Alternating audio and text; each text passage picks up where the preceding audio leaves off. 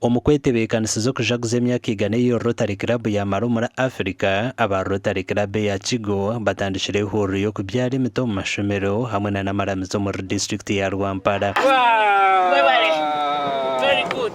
Omiti erikuza kubyarwa n'ey'ebijumana n'ebindi bika ebiri kurinda eby'obuhangwa. What is your age? 15. So my dear, you have to plant 85 trees. Can you manage that? Yes. Make sure you communicate with the father and you go and help him to plant.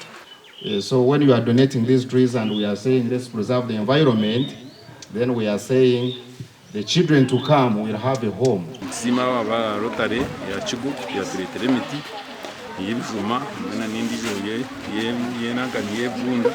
Francis Tumwebaze, President wa Rotary Club of Kigo, nagira ngo emiti barikuza kubyara mu mashomero neyo kuyambaho abejo kubona ebijuma byo kurya na n'ekibunda.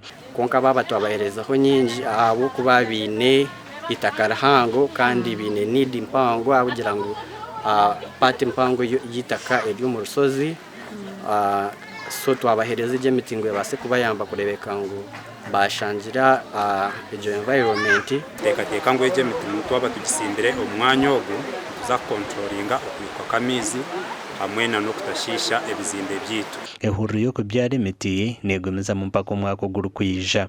Aha bwa TV West and area Saratugusa.